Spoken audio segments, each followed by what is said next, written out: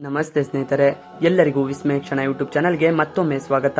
ಫ್ರಾನ್ಸ್ನ ಸೆಂಟೆಲಿನ್ ನಗರದಿಂದ 37 ಕಿಲೋಮೀಟರ್ ದೂರದಲ್ಲಿರುವ ಅಟ್ಲಾಂಟಿಕ್ ಮಹಾಸಾಗರದ ಆಳವಾದ ನೀರಿನ ಮೇಲೆ ನಿರ್ಮಿಸಲಾದ ನಿರ್ಜನ ಲೈಟ್ ಹೌಸ್ ಮತ್ತು ಈ ಲೈಟ್ ಹೌಸ್ ಬಗ್ಗೆ ಒಂದು ವಿಶೇಷವಾದ ವಿಷಯವನ್ನು ಹೇಳಲಾಗುತ್ತದೆ. ಈ ಲೈಟ್ ಹೌಸ್ ಅನ್ನು ಕಾಪಾಡುವವರಿಗಾಗಿ ವಾರ್ಷಿಕ $1.2 ಮಿಲಿಯನ್ ಸಂಬಳ ನೀಡಲಾಗುವುದು.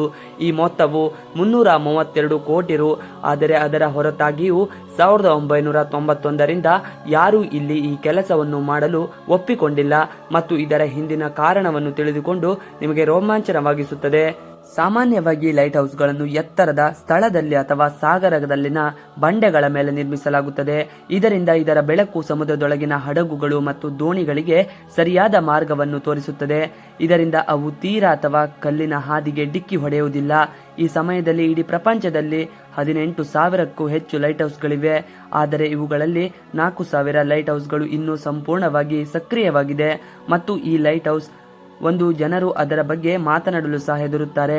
ಇದು ಲೇಜಾಮ್ ಲೈಟ್ ಹೌಸ್. ಕೆಲವರು ಇದನ್ನು ಜುಮಾನ್ ಲೈಟ್ ಹೌಸ್ ಅಥವಾ ಜೋ ಮಾನ್ ಲೈಟ್ ಹೌಸ್ ಎಂದು ಕರೆಯುತ್ತಾರೆ ಮತ್ತು ವಾಸ್ತವವಾಗಿ ಎರಡು ಹೆಸರುಗಳು ತಪ್ಪಾಗಿವೆ. ಲಾಜಿ ವೋ ಎಂಬುದು ಫ್ರೆಂಚ್ ಭಾಷೆಯಲ್ಲಿನ ಒಂದು ಪದವಾಗಿದ್ದು ಇದರರ್ಥ ಕುದುರೆ ಎಂದರ್ಥ. 1888ರಿಂದ 1904ರವರೆಗೆ 31 ವಿದೇಶಿ ಹಡಗುಗಳು ಈ ಬಂಡೆಗಳಿಗೆ ಡಿಕ್ಕಿ ಹೊಡೆದು ಮುಳುಗಿದವು. ಇದರಲ್ಲಿ 250ಕ್ಕೂ ಹೆಚ್ಚು ಜನರು ಪ್ರಾಣ ಕಳೆದುಕೊಂಡರು ಮತ್ತು ಈ ಗೋಪುರವನ್ನು ಸಹ ಇದೇ ಉದ್ದೇಶಕ್ಕಾಗಿ ನಿರ್ಮಿಸಲಾಗಿದೆ. ಈ ದೊಡ್ಡ ಮತ್ತು ಮೊನಚಾದ ಬಂಡೆಗಳಿಂದ ವಿದೇಶಿ ಹಡಗುಗಳನ್ನು ರಕ್ಷಿಸಲು ಇದು ಸಹಾಯ ಮಾಡಿತು. ಈ ಗೋಪುರವನ್ನು ನಿರ್ಮಿಸುವಾಗ ಅನೇಕ ಜನರು ಪ್ರಾಣ ಕಳೆದುಕೊಂಡಿದ್ದಾರೆ ಎಂದು ತಿಳಿದರೆ ನಿಮಗೆ ಆಶ್ಚರ್ಯವಾಗುತ್ತದೆ. ಈ ಲೈಟ್ ಹೌಸ್ ಅನ್ನು 1904ರಲ್ಲಿ ನಿರ್ಮಿಸಲು ಪ್ರಾರಂಭಿಸಲಾಯಿತು ಮತ್ತು 1912ರಲ್ಲಿ ಪೂರ್ಣಗೊಂಡಿತು. ಈ 118 ಅಡಿ ಎತ್ತರದ ಗೋಪುರವನ್ನು ನಿರ್ಮಿಸಲು 8 ವರ್ಷಗಳು ಬೇಕಾಯಿತು ಮತ್ತು 5 ಲಕ್ಷ ಗ್ರಾನೈಟ್ ಕಲ್ಲುಗಳು ಮತ್ತು 1,000 ಟನ್ ಕಾಂಕ್ರೀಟ್ ಅನ್ನು ಇದರ ನಿರ್ಮಾಣದಲ್ಲಿ ಬಳಸಲಾಯಿತು.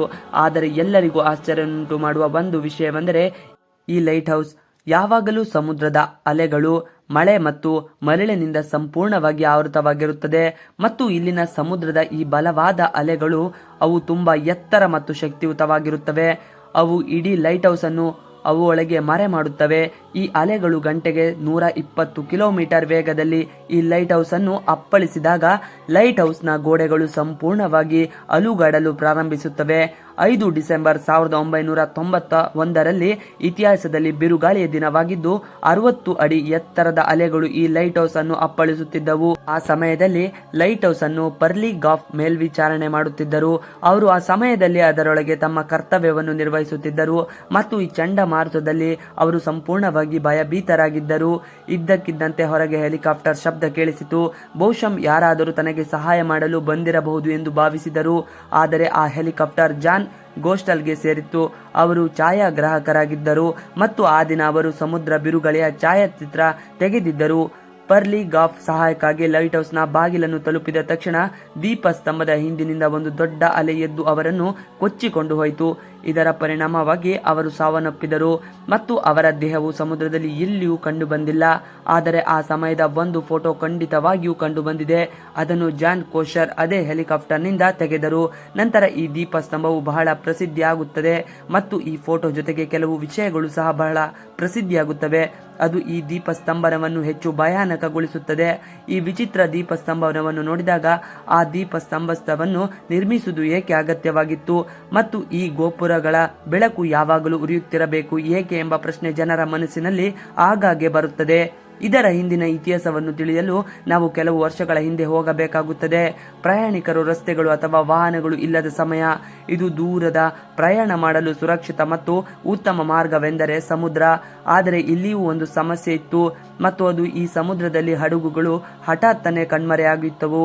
ಜನರು ಸಮುದ್ರಕ್ಕೆ ಹೋಗುತ್ತಿದ್ದರು ಆದರೆ ಹಿಂದಿರುಗುತ್ತಿರಲಿಲ್ಲ, ಏಕೆಂದರೆ ನಮ್ಮ ಪ್ರಪಂಚದ 71% ಸಮುದ್ರದ ಮೇಲೆ ಹರಡಿಕೊಂಡಿದೆ ಮತ್ತು ನಾವು ಇಡೀ ಪ್ರಪಂಚದ ಭೂಮಿಯನ್ನು ಒಂದೇ ಸ್ಥಳದಲ್ಲಿ ಒಟ್ಟುಗೂಡಿಸಿದರೆ ನಾವು ಎಲ್ಲ 7 ಖಂಡಗಳು ಒಟ್ಟುಗೂಡಿಸಿದರೂ ಸಹ ಪೆಸಿಫಿಕ್ ಮಹಾಸಾಗರವು ತುಂಬಾ ದೊಡ್ಡದಾಗಿರುತ್ತದೆ.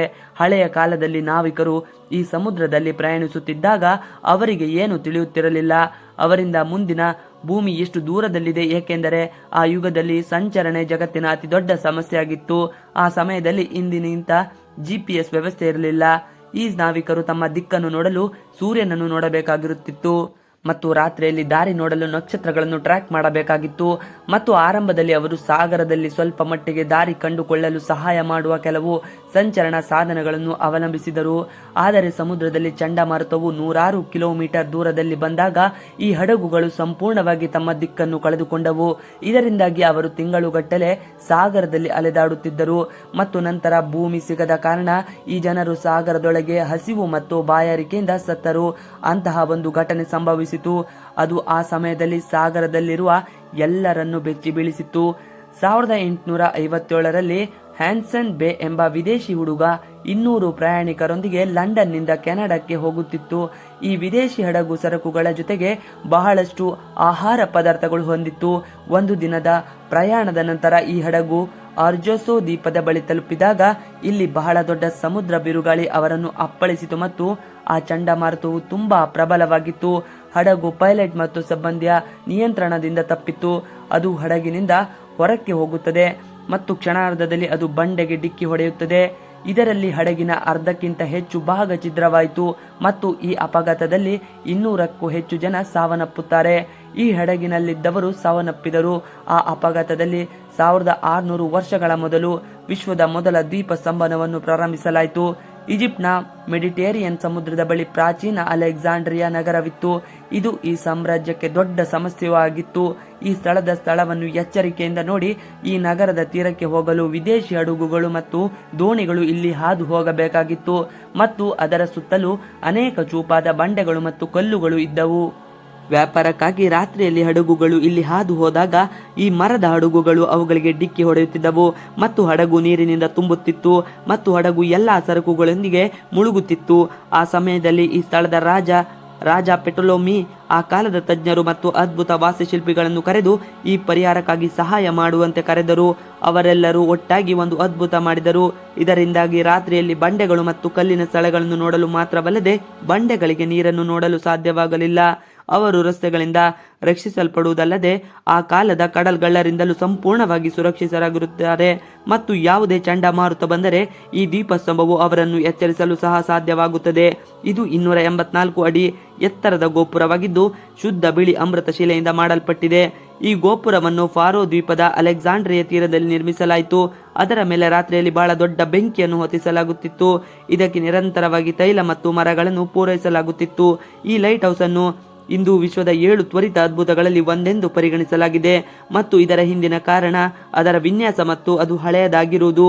ಅದರ ನಂತರ ಪ್ರಪಂಚದ ಪ್ರತಿಯೊಂದು ಸಾಮ್ರಾಜ್ಯವು ಈ ಗೋಪುರಗಳನ್ನು ನಿರ್ಮಿಸಲು ಪ್ರಾರಂಭಿಸಿತು. ಇಂದಿನ ಯುಗದಲ್ಲಿ ಸುಧಾರಿತ ಸಂಚರಣ ವೈಶಿಷ್ಟ್ಯಗಳನ್ನು ಹೊಂದಿರುವ ಅನೇಕ ವಿದೇಶಿ ಹಡಗುಗಳಿವೆ ಮತ್ತು ಈಗ ಹೆಚ್ಚಿನ ಲೈಟ್ ಹೌಸ್ಗಳನ್ನು ನಿಷ್ಕ್ರಿಯಗೊಳಿಸಲು ಇದೇ ಕಾರಣ. ಈಗ ಈ ಲೈಟ್ ಹೌಸ್ನಲ್ಲಿ ಮಾಡಿದ ಕೆಲವು ವಸ್ತುಗಳು ಬಹಿರಂಗಪಡಿಸೋಣ. ಅವುಗಳಿಗೆ ವಾಸ್ತವದೊಂದಿಗೆ ಯಾವುದೇ ಸಂಬಂಧವಿಲ್ಲ. ಮೊದಲನೇದಾಗಿ ಇದರ ವಾರ್ಷಿಕ ಸಂಬಳ $1.2 ಮಿಲಿಯನ್ ಬಗ್ಗೆ ಮಾತನಾಡೋಣ. ಇದು ನಿಜವೇ? ಈ ಗೋಪುರದಲ್ಲಿ ಕೆಲಸ ಮಾಡುವ ಜನರಿಗೆ ಈ ಸಂಬಳ ಸಿಗುತ್ತದೆ. ಕಾರ್ಮಿಕರಿಗೆ ವಾರ್ಷಿಕವಾಗಿ ಕೋಟಿ ಹಣವನ್ನು ನೀಡಲಾಗುತ್ತದೆ. 1991ರಲ್ಲಿ ಬರ್ಲಿಗಾಫ್ ಸಾವಿನ ಘಟನೆ ನಂತರ ಈ ಲೈಟ್ ಹೌಸ್ ಅನ್ನು ಸಂಪೂರ್ಣವಾಗಿ ಸ್ವಯಂಚಾಲಿತಗೊಳಿಸಲಾಯಿತು. ಅದರ ನಂತರ ಯಾವುದೇ ಕೆಲಸಗಾರ ಇಲ್ಲಿ ಕೆಲಸ ಮಾಡಲು ಬಂದಿಲ್ಲ. ಈ ಲೈಟ್ ಹೌಸ್ ಅನ್ನು ನೇರವಾಗಿ ಉಪಗ್ರಹಕ್ಕೆ ಸಂಪರ್ಕಿಸಲಾಗಿದೆ. ಇದರಿಂದ ಇದನ್ನು ದೂರದಿಂದಲೇ ನಿಯಂತ್ರಿಸಬಹುದು. ಜಗತ್ತಿನಲ್ಲಿ ಇನ್ನೂ ಕೆಲವರು ಲೈಟ್ ಹೌಸ್ ಗೋಪುರಗಳಿವೆ. ಅಲ್ಲಿ ಜನರು ಇನ್ನು ಕೆಲಸ ಮಾಡುತ್ತಾರೆ. ಇಲ್ಲಿ ಕೆಲಸ ಮಾಡುವ ಕಾರ್ಮಿಕರ ಜೀವನವು ಅಪಾಯದಿಂದ ತುಂಬಿದೆ. ಅವರಿಗೆ ಹಲವಾರು ತಿಂಗಳುಗಳ ಕಾಲ ತರಬೇತಿ ನೀಡಲಾಗುತ್ತದೆ. ಈ ಕೆಲಸ ಮಾಡಲು ಯಾವುದೇ ಸಾಮಾನ್ಯ ಮನುಷ್ಯ ಇಲ್ಲಿ 4 ಗಂಟೆಗಳು ಸಹ ಬದುಕಲು ಸಾಧ್ಯವಿಲ್ಲ. ಲೈಟ್ ಹೌಸ್ನ ಪಾಲಕ ನೋವೋ ಪೀಟರ್ ಸಮುದ್ರದಲ್ಲಿ ಇಲ್ಲಿ ಮೊದಲ ರಾತ್ರಿ ತುಂಬಾ ಭಯಾನಕವಾಗಿದೆ ಎಂದು ಹೇಳಿದರು. ಇಲ್ಲಿ ಅಲೆಗಳು ಜೋರಾಗಿವೆ ಮತ್ತು ಅವು ಗೋಪುರಕ್ಕೆ ಅಪ್ಪಳಿಸಿದಾಗ ಯಾರೋ ದೀಪಸ್ತಂಭವನ್ನು ತಳ್ಳಿದಂತೆ ಭಾಸವಾಗುತ್ತದೆ. ಇದರಿಂದಾಗಿ ನನಗೆ ಇಡೀ ರಾತ್ರಿ ನಿದ್ರೆ ಬರುತ್ತಿರಲಿಲ್ಲ. ನನ್ನ ಜೀವನದಲ್ಲಿ ನಾನು ಎಂದಿಗೂ ಒಂಟಿತನ ಅನುಭವಿಸಿಲ್ಲ ಎಂದು ಅವರು ಹೇಳಿದರು. ಸಮುದ್ರದ ಬಲವಾದ ಗಾಳಿವು ಇಲ್ಲಿ ಯಾರೋ ಇದ್ದಾರೆ ಎಂದು ನನಗೆ ಅನಿಸುತ್ತದೆ ಮತ್ತು ಯಾರೋ ನನ್ನನ್ನು ನೋಡುತ್ತಿದ್ದಾರೆ ಎಂದು ಅನಿಸುತ್ತಿತ್ತು ಮತ್ತು ನಾನು ಸಮುದ್ರದಲ್ಲಿ ನೋಡಿದಾಗ ಮಹಿಳೆಯರು ಅಳುವ ಧ್ವನಿ ಇಲ್ಲಿಂದ ತೋರುತ್ತಿತ್ತು ಎಂದು ಹೇಳುತ್ತಿದ್ದಾರೆ. ಸಾಮಾನ್ಯವಾಗಿ ಈ ಕಾರ್ಮಿಕರ ವಾರ್ಷಿಕ ಸಂಬಳ $80,000 ಈ ನಡುವೆ ಇರುತ್ತದೆ.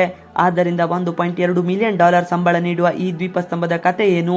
ಇಷ್ಟು ದೊಡ್ಡ ಸಂಬಳವನ್ನು ಕೇಳಿ ಪ್ರಪಂಚದಾದ್ಯಂತ 50,000 ಜನರು ಈ ಕೆಲಸಕ್ಕೆ ಅರ್ಜಿ ಸಲ್ಲಿಸಿದರು. ಆದರೆ ಅದರ ವಾಸ್ತವವೇ ಬೇರೆ. ಸ್ನೇಹಿತರೆ, ಈ ಗೋಪುರವನ್ನು ನಿರ್ಮಿಸಿದಾಗ ಇದನ್ನು ನಿರ್ಮಿಸಲು 1,00,000 ಯೂರೋಗಳು ವೆಚ್ಚವಾಯಿತು. ಇದು ಇಂದಿನ ಕಾಲದಲ್ಲಿ ಸರಿಸುಮಾರು 229 ಕೋಟಿಗಳು. ನಿಮಗೆ ನನ್ನ ಪ್ರಶ್ನೆ ಏನೆಂದರೆ, 29 ಕೋಟಿ ರೂಪಾಯಿಗಳಿಗೆ ನಿರ್ಮಿಸಲಾದ ಲೈಟ್ ಹೌಸ್ ನಲ್ಲಿ ಕೆಲಸ ಮಾಡುವ ಕೀಪರ್ ಸಂಬಳ ಎಷ್ಟು? ನಕಲಿ ವೆಬ್ಸೈಟ್ಗಳ ಮೂಲಕ ಈ ಕೆಲಸಕ್ಕಾಗಿ ಫಾರ್ಮ್ಗಳನ್ನು ಸಲ್ಲಿಸಿದ್ದ ಮತ್ತು ಇದು ವಾಸ್ತವ ಜಗತ್ತಿನಲ್ಲಿ ಇಂತಹ ಅನೇಕ ರಹಸ್ಯಗಳು ಪರಿಹರಿಸಲಾಗಿದೆ. ಇವಿಷ್ಟು ಇವತ್ತಿನ ವಿಡಿಯೋ. ಈ ವಿಡಿಯೋ ನಿಮಗೆ ಇಷ್ಟ ಆದರೆ please like, share and subscribe ಮಾಡಿ. ನೀವು ನಮ್ಮ ಯೂಟ್ಯೂಬ್ ಚಾನಲ್ಗೆ ಸಬ್ಸ್ಕ್ರೈಬ್ ಆಗಿಲ್ಲ ಅಂದರೆ ಬೇಗ ಸಬ್ಸ್ಕ್ರೈಬ್ ಮಾಡ್ಕೊಳ್ಳಿ. ನಾವು ಹಾಕುವಂತ ಎಲ್ಲ ವಿಡಿಯೋಗಳು ನಿಮಗೆ ನೋಟಿಫಿಕೇಶನ್ ಮುಖಾಂತರ ದೊರೆಯುತ್ತದೆ. Thanks for watching video. Please like, share and subscribe our channel for more videos.